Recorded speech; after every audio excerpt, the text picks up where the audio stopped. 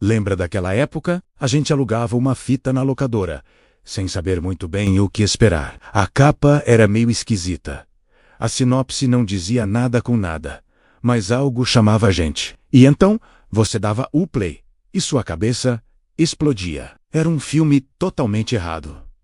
E por isso mesmo, era perfeito. Hoje, a gente vai conversar sobre um desses filmes. Um filme que me marcou para sempre. Se você também tem uma memória assim, se um filme já mudou a sua noite, sua semana, ou quem sabe, um pedacinho de você, já se inscreve aqui no canal. Porque é sobre essa magia que a gente fala. A primeira vez que eu vi esse filme foi numa tarde chuvosa de sábado.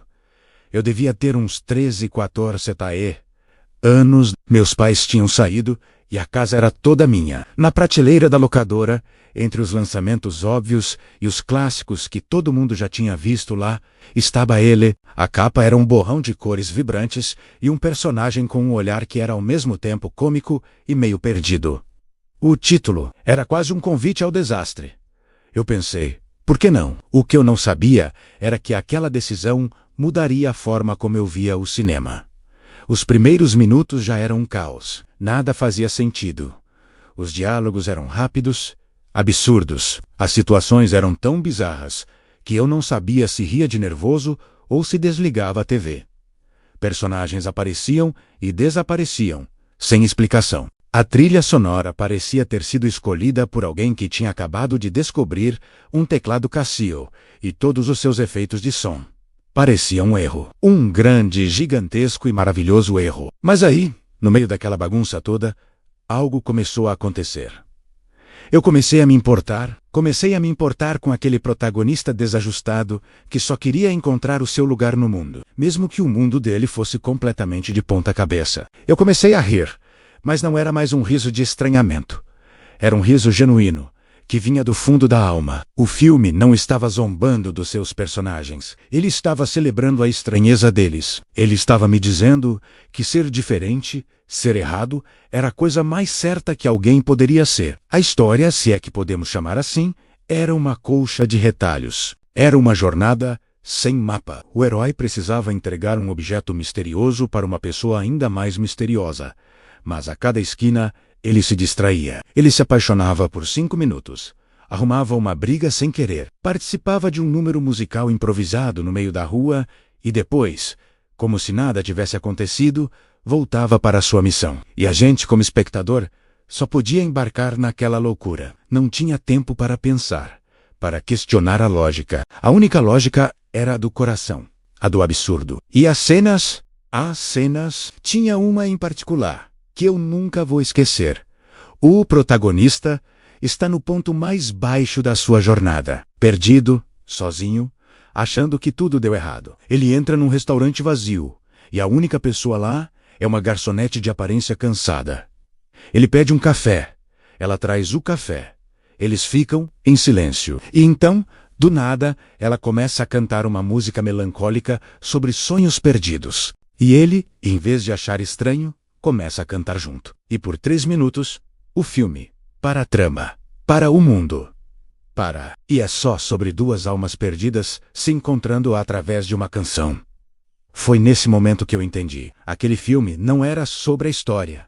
Era sobre os momentos, era sobre aqueles pequenos fragmentos de conexão humana que a gente encontra nos lugares mais inesperados. Era um filme sobre a beleza que existe no meio do caos. Isso me fez pensar em como a gente busca a perfeição em tudo hoje em dia. Roteiros milimetricamente calculados, atuações impecáveis, efeitos visuais que beiram a realidade. E não me entenda mal, eu amo tudo isso, mas às vezes a gente esquece do poder da imperfeição. O poder de um filme que não tem medo de ser esquisito, que não tem medo de errar. Por quê?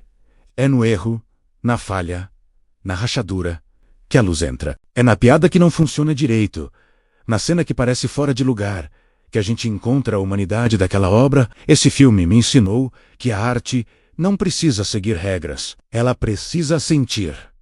E aquele filme sentia muito. Ele era um turbilhão de emoções. Era a alegria boba de dançar sozinho no quarto, a tristeza profunda de uma despedida, a esperança ingênua de que tudo vai dar certo no final, mesmo que todas as evidências apontem o contrário. Era um filme que tinha coração. Um coração gigante, pulsante e um pouco quebrado.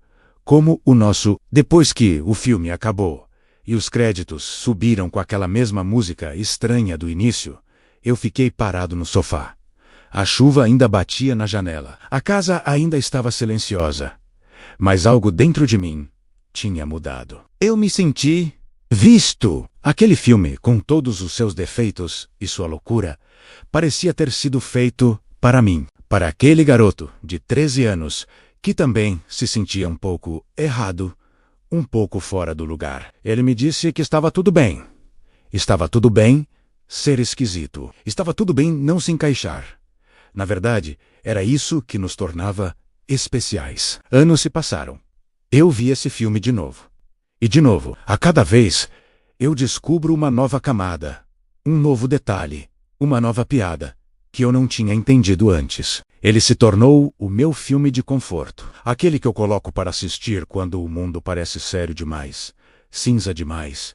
Ele é um lembrete de que a vida não é uma linha reta. É um zigue-zague maluco, cheio de desvios, de encontros inesperados e de números musicais improvisados. E por que eu estou contando tudo isso para vocês? Porque eu sei que todo mundo tem um filme assim. Aquele filme que ninguém entende porque você ama tanto. Aquele que a crítica detonou, que foi um fracasso de bilheteria, mas que, para você, é uma obra-prima. É o seu tesouro secreto. É a sua fita de locadora empoeirada que vale mais do que qualquer lançamento de sucesso.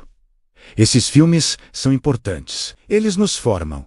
Eles nos mostram outras formas de ver o mundo. Eles nos dão permissão para sermos nós mesmos, com todas as nossas imperfeições e esquisitices. Eles são a prova de que uma história não precisa ser perfeita para ser inesquecível. Às vezes, as histórias mais tortas são as que ficam retas no nosso coração.